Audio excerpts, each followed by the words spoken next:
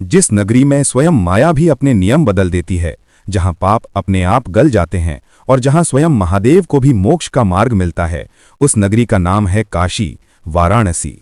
हे शंभो, उस वाराणसी में चंद्रकांत मणियों से बनी ऐसी भित्तियां हैं जिनमें प्रतिबिंबित स्त्रियों के निर्मल मुख कमलों को देखकर भ्रमर भ्रमवश उन्हीं पर मोहित हो जाते हैं और किसी अन्य पुष्प की ओर नहीं जाते।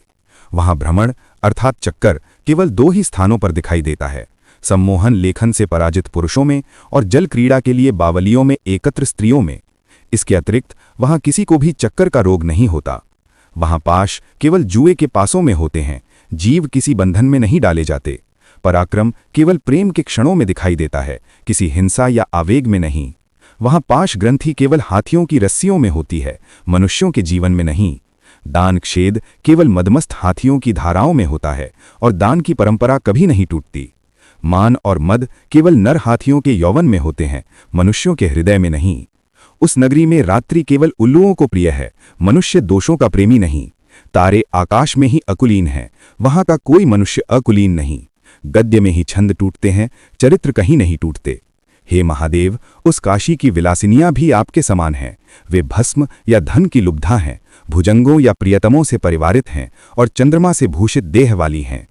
ऐसी इस वाराणसी के महाआश्रम में सभी पापों का नाश करने वाले भगवान लोलार्क सूर्य स्वयं निवास करते हैं और वहीं दशाश्वमेध तीर्थ है, जहां स्वयं भगवान केशव विष्णु के अंश स्थित हैं, जिनके पास जाकर पाप से मुक्ति मिलती है।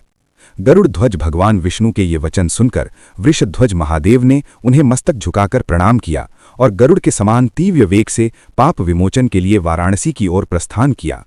महादेव काशी पहुंचे। उस परम पवित्र नगरी में दशाश्वमेध और 80 स्थान में स्थित भगवान लोलार्क का दर्शन किया, सभी तीर्थों में स्नान किया और पाप नष्ट हो गए। तत्पश्चात वे वरुणा संगम पर भगवान केशव के दर्शन को पहुंचे। केशव को देखकर महादेव ने कहा कि आपकी कृपा से ब्रह्म हत्या का पाप तो नष्ट हो गया, पर यह कपाल अभी भी मेरे हाथ से अलग नहीं हो रहा, इसका कारण मैं नहीं जानता। तब भगवान केशव बोले कि इसका कारण है और वे सब बताएंगे। उनके सामने जो कमलों से भरा दिव्य सरोवर है, वो तीर्थों में श्रेष्ठ है और देवताओं तथा गंधर्वों द्वारा पूजित है। हे शंभो, तुम इसमें स्नान करो। स्नान करते ही आज ही ये कपाल तुम्हारा हाथ छोड़ देगा और तब लोक में तुम कपाली नाम से प्रसिद्ध हो जाओगे तथा ये तीर्थ कपाल मोचन के नाम से विख्यात होगा।